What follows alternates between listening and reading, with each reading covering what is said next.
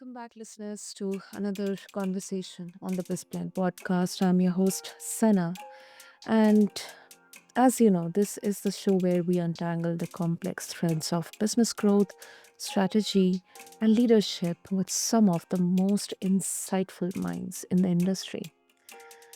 Now, we are diving deep into a topic that's become a game changer for many businesses, for of all sizes, in fact, strategic marketing and the role of a fractional CMO. Joining me is someone whose 3 decade career has transformed brands we all know. Now, listeners, think AT&T, Purina, Arby's, Johnny Rockets, and countless others you might know but have likely interacted with. From building and selling two companies to leading both global and startup marketing teams to driving revenue driving opportunities with minimal risk. Today's guest brings unmatched experience to the table.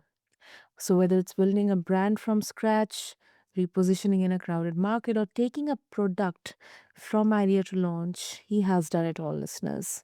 And he's here to show us why fractional CMOs are becoming the secret weapon for businesses wanting big results without the big executive payroll. So, meet my guest, Angel Ponzi. So, Angel, welcome to the show, and I'm really happy to have you here with us. Well, thank you so much. I'm excited to be here. I love the setup. Thank you for that. And certainly, this is a topic near and dear to my heart. Definitely, Angelo. Okay, begin with let's talk about the difference. Okay, so now let's talk about strategic marketing. Now, many business leaders they confuse tactical marketing activities like social media or ads with strategic marketing. So, how do you define the difference between the two, and why is that distinction so critical for long term success? Sure. Most companies that have dealt with over the years, they look at that execution because that's the tangible stuff. That's the stuff they can get their, they can touch and feel. And that's what's interacting with their customers, so to speak. However, on the flip side, a lot of that work, again, in my experience, is being created without input from the most critical folks in their business, and that's their customers. So by talking to their customers, and where I focus is on the strategy side, right? I want to understand what's going on in the market. I want to understand what's going on with the competition. I want to dig into what motivates their customers to buy, to change behaviors, the process they go through in making decisions, all Mhm. these different dynamics. And based on that information, we can develop the right way to approach them. And that's really where we get into that strategic thinking is can I grow my business? I hear all the time, hey, we're a 20-year-old company, we're $10 million, and now we want to be 50 million in 3 years. Well, what are you going to do differently? You can't keep doing the same thing over and over again, especially when it took Yeah. you 20 years to get to 10, and now you want to, to 5 times that. So getting back and really stepping back and looking at what's important, how do I message, what's going to be relevant to my customers, how do they interact with my product, and using that information to develop that kind of strategic approach that gets beyond just a tactical execution, but figuring out the best ways. And as a simple explanation, and if you don't mind, just a couple quick case studies. Yeah. One was in the US. This was a few years ago. A lot of the plastic bans were coming into effect. Straw Yeah. bans, paper or bag bans of plastic bags. And so my client created a home compostable um, straw, which means it would biodegrade in less than 6 months and those kinds of things. But you would have thought that the market would have went opened arms and embraced them and everybody else that was doing the same thing. But they didn't. Why? Because there was a behavioral change. We were used to using plastic straws forever. Paper straws got to the market quicker than all these kind of compostable products. And Yeah. so we needed to understand what was going to change behaviors. We needed to understand what consumers thought about paper, compostable, plastic, Mm, metal, all these other different options. Or frankly, a lot of restaurants just said, we're not going to give you a straw. And then understanding then who our targets, we wanted to be in the restaurant chains and the convenience store chains and the hotels. And again, it would seem like just this natural transition, but there were a lot of behavioral issues and financial issues as well that we had to deal with. One of the large restaurant chains here in California, there are in 2 or 3 states, but hundreds of stores. They came to us and said, "We want one straw for every market to deal with any issue, a governmental issue that would come up." The problem was in California, for example, there was a state mhm, ban, a county bans, and city bans. And so by having to understand how we do that in that particular case, we couldn't solve the problem. But we also looked at other areas of why were we seeing a lot of interest coming out of Texas and Georgia, for example. Well, it turned out to be there was a huge concentration of corporate headquarters for restaurant chains and convenience store chains. And so again, how do we get into those? What's important to them? What are their sustainability initiatives? So all that work had to be done so we could create an approach, a strategy in order to, if you will, if you want to use, military terms, right? The strategy in order to go fight the battles.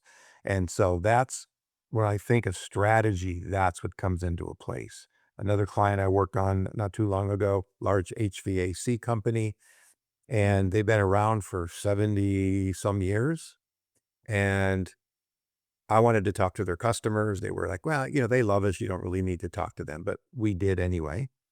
And what we found out is their primary contacts were mechanical engineers. mhm, Those people were getting ready to retire. And the new generation of engineers actually were not really favorable towards my client at the time.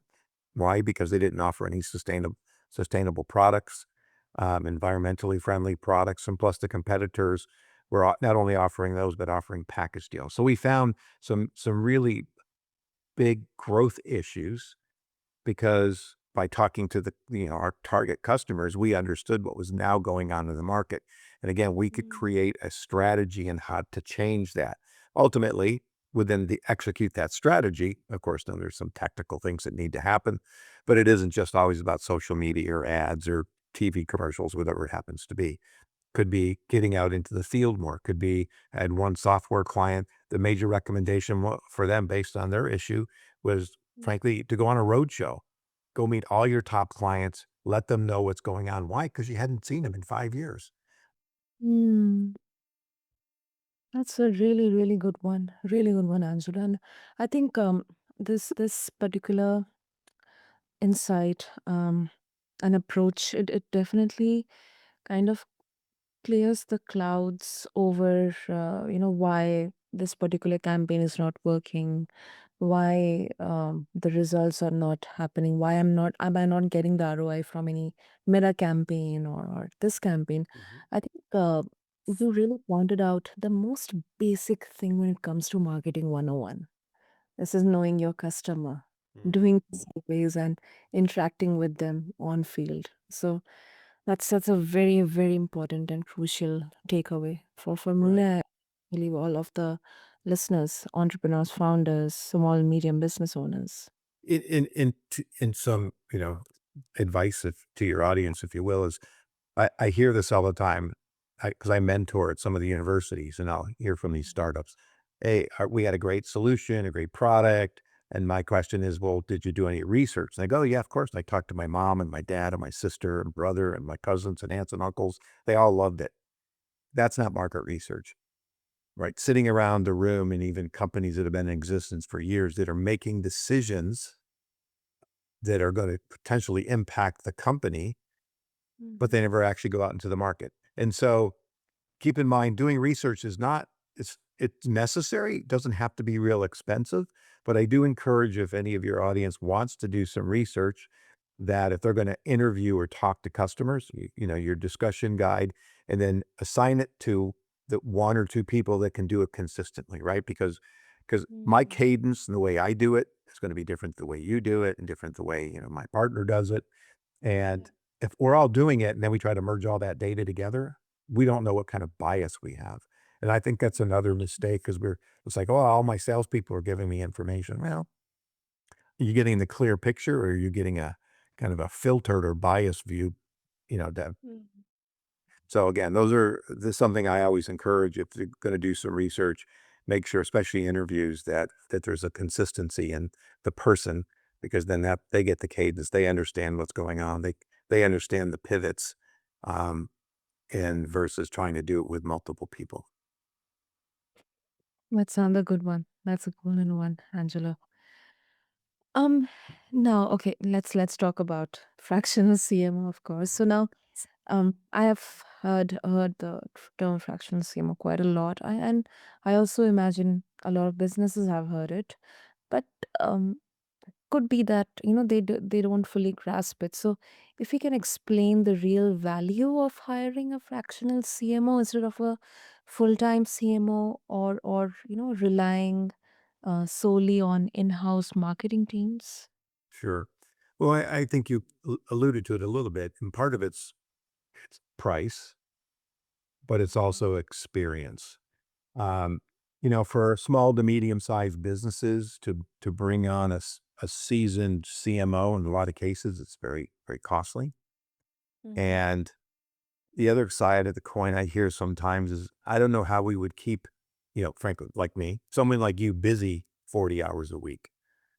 And and so the idea that you can save on salary and overhead and all of that, but still get the experience and the strategic insights that a fractional CMO can bring, and Mm-hmm. then work with, whether it's an internal team or whether you're putting teams together that really become more of those executors, if you will. Because a lot of times I run into folks and that are, not talking to anybody specific, but I'm a director of marketing or I'm a, marketing manager, and yet they don't really have the experience to allow them to do the strategic work. Again, it gets more technical. Why? Because that's what management thinks they need. They need that those executors, if you will. They need that social media campaign going and things like that. And a lot of management, because they're busy working, on and in the business, they're just assuming everything is correct. And so I find, um, when I've done work and then handed over the plans, which I used to do at the beginning. This was about 11 and a half years into this company, uh, Mm-hmm. I'd get a phone call and said, it's not working the way you laid it out, or we're off plan and we can't figure out why. And 9 out of 10 times it's because senior leadership who I worked with turned it over to, uh, a junior person or somebody not even in marketing to execute. And they had other things to do or another job. Um, and so that, that that kind of implementation side, there's a stat that I use that 92% of all strategies fail due to poor implementation. And so that there's a disconnect taking the strategy and implementing that strategy versus, yeah, just going right to the market and trying to do stuff. We could do a social media campaign for anybody right now. We won't really know what the motivations of the buyers are, but with AI, we could probably create an incredible campaign and come up with some decent copy, but we don't know if it's right or not until we've talked to customers. So back to the CMO side of it. So in many situations when I'm brought in, they are, small to medium sized companies. I say, I work with 5 to 100 million, but I would say my sweet spot's in that 25 to 50, 70,000 million dollar market. And, Mm-hmm. but in a lot of cases, there just isn't a me. And they, want that senior leadership, but they can get it on a fractional base, 10 hours a week, 15 hours a week, and then work with their teams. I worked with a company in the luxury market a few years ago and, 100 and, I don't know, 60, 70, $80 million company. And I had a complete team, 15, 16 people on staff as in-house marketing. And I was there 3 days a week. But there's other companies I might be 3 days a month, just depending on the needs. And so a company that needs me needs, you know, a day a week tech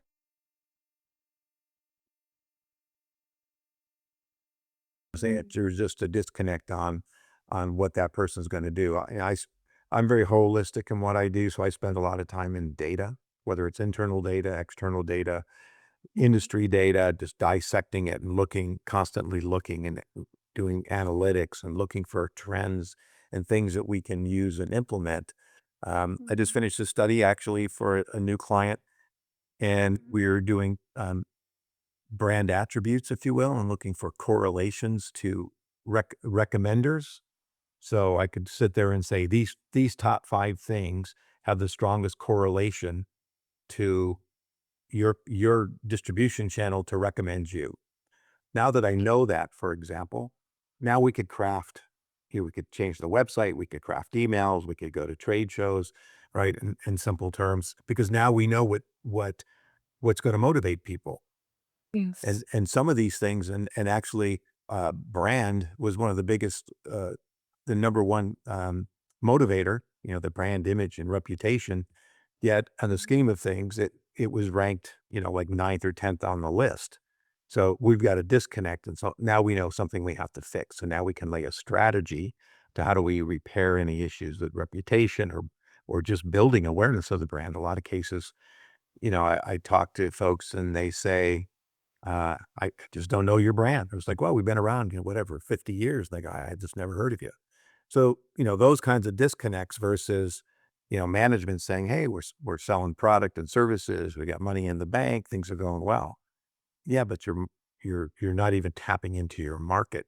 I worked with a med tech company, and they had a very tiny market share compared to what the size of the market was. Knowing that now and knowing some other things, we could, again, change the strategy and how to target and do new business development. And then once they came into the pipeline, how do we move them along quicker? Those kinds of things.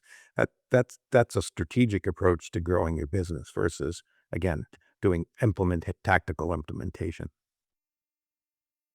That's interesting. That is interesting. And Angelo, some CEOs would argue here that a fractional leader can't possibly be as invested or effective as someone fully embedded in the organization. What's your response to that? Well, part of it is, so I spent a lot of time in the advertising agency world. One of my businesses was an agency. And when Mhm. a client would give us a project versus putting us on retainers, what we would say to them is, we can do this project, no problem. And when the Mhm. project's over, we're done. And if you come back in 2 months for another project, we would have not spent any time thinking about your business in 2 months. And that's why when we're on retainer business, we're always thinking. We had a team that was doing nothing, everybody's constantly got their finger on the pulse. It's kind of the same for me that Mhm. when I'm engaged as a fractional, part of my job is deep dive to really understand their business. And and because of my research background, I'm able to I know how to get information, whether it's, through formal research or secondary research or grandmother research, as I like to call it, right? I can utilize data to help understand the market. And then as long as I'm engaged and I'm constantly feeding that that that knowledge base, if you will, training myself to constantly um, uh, know what's going on in the market. Now, if they called me and said, "Hey, just do a research project," and when the research project's done, we might be back in another month and have you do a whatever a website. Between that month, I'm just not thinking about their business. So really, when you're looking at a fractional, on a true fractional basis, not a project basis, but fractional, you're engaging with some level of time on a Mhm. daily or weekly or monthly basis. And part of that should be that the CMO needs to be engaged, to understand, to dig. I have a weekly call with all my clients, regardless if there's anything specific going on. And we brainstorm, or I sit in their, sales calls and their marketing meetings. Why? Because I need to know what's happening inside so I can do my job in making recommendations. if someone's just standing outside waiting and not really engaging. So like I always say that if I'm going to be your CMO, fractional, I need to have a seat at the table. You can't think of me as the, person down the hallway, or you have to think of me as the person down the hallway, not across the country or whatever it happens to be. And some of my clients have been across the country because you need to make sure I'm getting the same kind of information that you're giving everybody else. That allows me to think and to always, again, keep that my fingers on the pulse of what's going on because so many so many things can change that, whether it's, change in interest rates or politics or the weather or whatever happened. All these things can have an impact. The tariffs right now, are having huge impact on some of my clients. And so we're there figuring out how to deal with them. Do we eat some of the cost? Do we pass it on? Or do we look for alternative sources? That's all strategy, right? What are we going to do? And then once we figure out what the best thing to do is, then there's that implementation, right? If we decide we're going to change vendors from whatever, China to India, well, that's a strategic decision.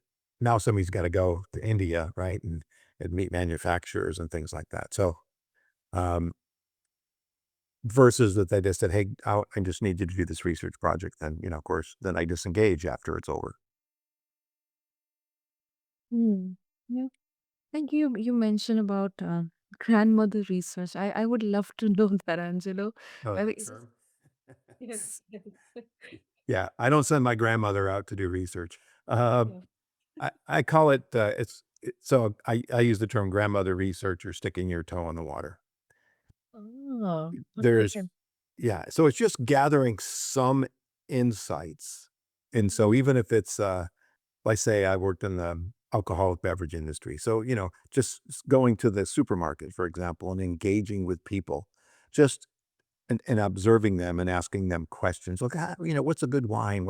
How do you choose the best wine? Those kinds of things. Well, you're talking to a handful of people, and it's more observational in some direction, if you will, but it's not enough to do anything that's statistical or for real deep dives, but it's just, again, sticking your toe in the water is probably a better term. But, it's just trying to get some quick insights. So when you're thinking about, what do I really need? What's that strategy? And it's like, okay, now I need a full on quantitative study. I need to talk to, a couple hundred people. The, One of my businesses was in the action sports industry, and for years, as one of my clients, I engaged with one of the big teenage retailers around the country, and I'd travel and we talk to teens and all this. And so when I launched my research company in the action sports industry, I kind of followed that pattern, for example. And I went back to all the same cities and we interviewed a couple thousand kids. But my goal was to boil it down to surfing, skating, and snowboarding. And so I remember my first meeting with a big skateboard company, and they stopped me mid presentation and said, "Well, how many skateboarders did you talk to?" And I said, "Ah, if we extrapolate the data and blah blah blah, maybe a couple hundred. I'm not really sure." Mhm. And they're like, "Nope. We need to know very specifically. Come back when you talk to 2,000." Now, if I had approached them with, "Look, we've done some observational data. We stuck our toes in the water, did some grandmother research, and I've got a couple hundred kids that we talked to," then I might have had a different outcome. Mhm. They might have still told me the same thing, "Come back when you got 2,000," but my conversation would have been different. And so again, if it's, just think about going to a fast food joint and you're trying to figure out, what do people order? What are their patterns? What are they in the straw is a great example. We would look at, so some of our analysis was, watching people, right? They get their drinks, they get their food, they throw it in the garbage, they leave. Okay, well, that's a pattern. They also ended up being, when we got into more formal research, being one of the criteria that was really a barrier to us, right? Because a lot of the restaurant chains were saying, "Look, we got all these sustainability issues. We got to do, more efficient lighting. We've got to do this and do that." And, most of the people are throwing their stuff away before they leave. Where when we got into the convenience store market, which is like a 7-Eleven, those kinds of stores, Mhm. their concern was that people drive up, they get their gas, they come in, they grab their drink, and they get back in their car and they drive away. Good possibility that drink could end up on the side of the road, including the straw. So their mindset was different than a restaurant chain. So again, we discovered that and thought through secondary research and doing some of this grandmother research, and then we were able to go validate our thinking. Mhm. Um, Another campaign we worked on once, it was for a wine company, and it was called, Coastal. It was called Callaway Coastal, and our first reaction was, "This is great. We're in California. It's coastal. We'll go get all those beautiful shots down on the ocean and blah, blah, blah." And then as we were starting to develop it, we started talking and thinking, "I wonder how people in Chicago think that live on a lake or upstate New York or, the Gulf of Mexico. How do they think of coastal?" And so we panicked and we set off on a couple months worth of research and just interviewed people that lived on the coast in all parts of the country. And good thing we did because they all thought slightly different than we did here in California. And so we would have failed if we didn't, again, even start to do some grandmother research and think about, are we thinking correctly? Let's do some quick polls. We think we're wrong now. Let's go validate our thinking. And, again, we led to a much bigger study. Right. That's so many case studies, Angela. And I think this is one of the most effective way to understand and start with the basic.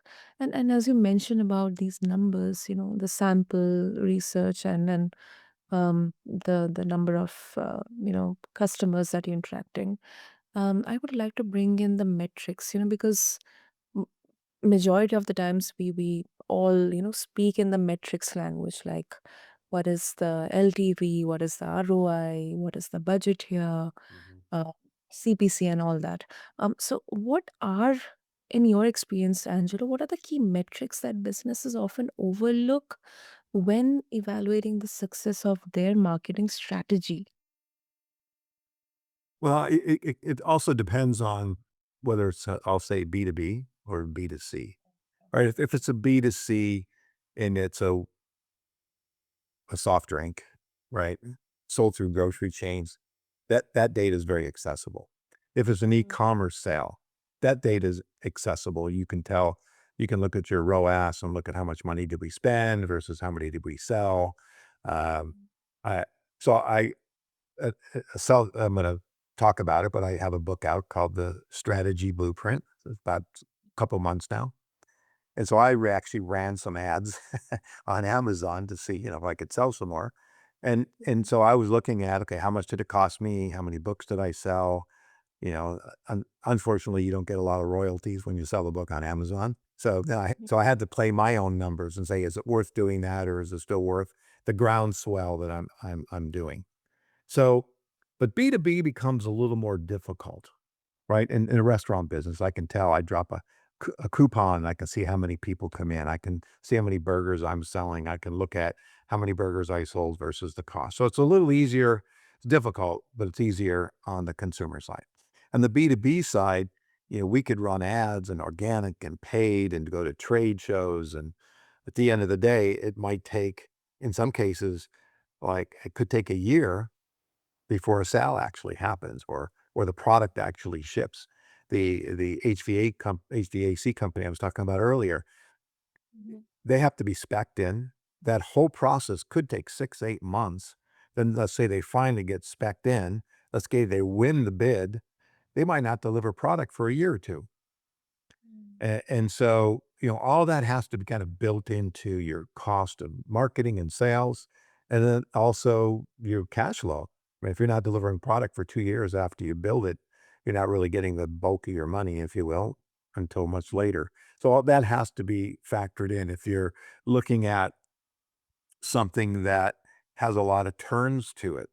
You know, how often do you turn? How are you tracking? Do you have a strong CRM system? Do you have a system that's monitoring inventory levels and knowing when to rebuy? And you need to rebuy in September. Let's say you're down 50%. You're going to buy in September, but it also takes you 2 months to get the product. Well, you can't actually pull the trigger today. You should have pulled the trigger back in June, right? And so now you're going to be carrying inventory, and so that adds cost to what's going on. So there's a lot of different factors, but not impossible.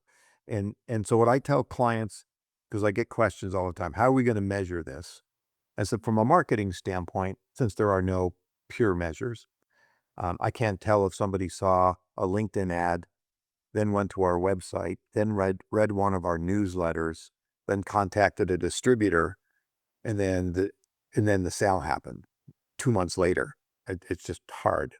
You can do first touch and things like that in Google Analytics, but again, it's hard to make that fully tracked. Can do it better on the consumer side because of attribution models. And so I always say, let's set up how we're going to judge. Are we going to judge how many leads come in? We're going to judge um, how many leads come in, how many bids you gave. That we could do. You can't hold marketing accountable for the actual sale because we're not making the sale. Are we going to look at site visitors? You've got whatever, 50 site visitors today. Our goal is to get 1,000 in 6 months.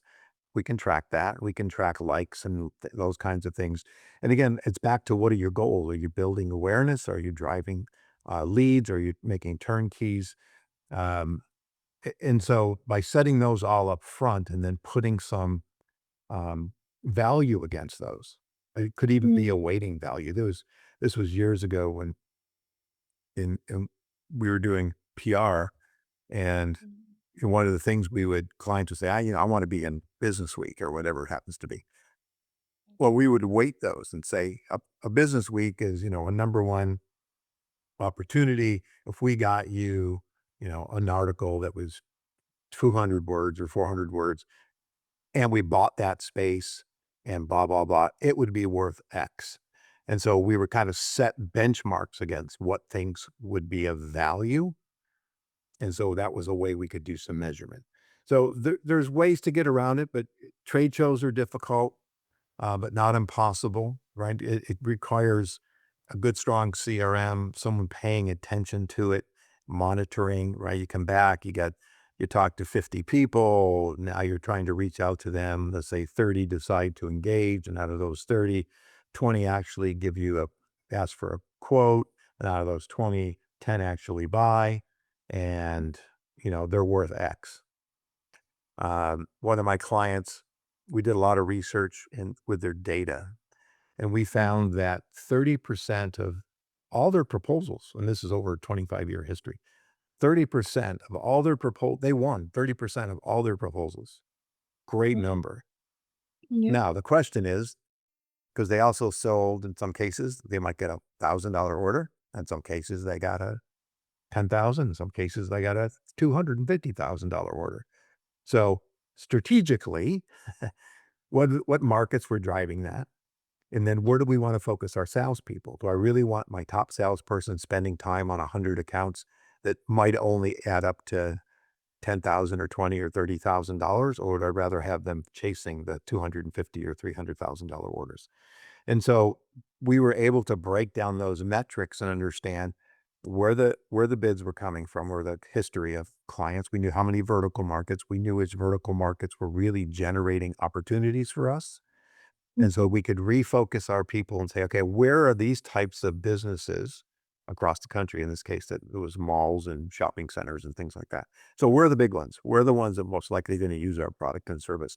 Now let's set up a campaign to target them, knowing that we're not going to get all of them, but let's say we can get one or two, and next year we can get another one or two. And so we developed that strategy and how to go across the country and target these organizations. We weren't hopping cars at this point in time, we're flying, but just from corporate headquarters. And we were able to, because we had done some other research and had some knowledge, we were able to start knocking that down.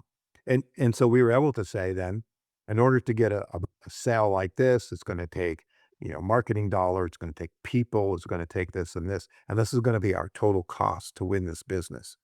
If we win this business, then this would be our return on investment. Again, not taking into operational costs and things like that, but just a pure, what's the cost of sales? What's the cost of goods? What's the time and energy it took to win it? And, what do you have left over? So we tried to keep it more simple than complex. But again, that was just an example. or those have been examples of how you can just set up your metrics even when there isn't a, "Hey, I sold 50 products today," right? Mhm. Yeah, definitely. Definitely. It's case to case. Great. Angelo, so if our listeners they would like to connect with you and get a hold of the wonderful, the absolutely, really, really great work that you are doing in terms of strategic marketing and then also fractional CMO, what would be the best way? The best way is LinkedIn. From LinkedIn, you can get to my website, which has a free mini marketing course, has some free downloads, ebooks, a bunch of videos, and then a link to my book, which is called The Strategy Blueprint. It's on Amazon, both paperback and Kindle. And a lot of what we talk about today is kind of in that book. I mean, that's why it's called the Strategy Blueprint. It's it's really that foundational work, as well as a chapter on fractional CMOs. No, awesome. I'll make sure to have all the links in the show notes and Thank you. Angelo, fantastic. Such a rich conversation. It's in golden nuggets, case studies, so many examples. I think this was really, really such a fundamental, discussion towards strategic marketing and also the unique role of a fractional CMO. So thank you so much. Well, thank you for the opportunity to talk to your audience. So, to all the listeners out there, if you have been struggling with inconsistent marketing results or you are unsure how to scale effectively, I am absolutely confident that this conversation is your wake up call. So, thank you to all for tuning into BizBlend. If you love today's episode, please share it with a fellow business leader who needs these insights. Until next time, this is your host, Sana, reminding you to blend strategy with execution. Thank you.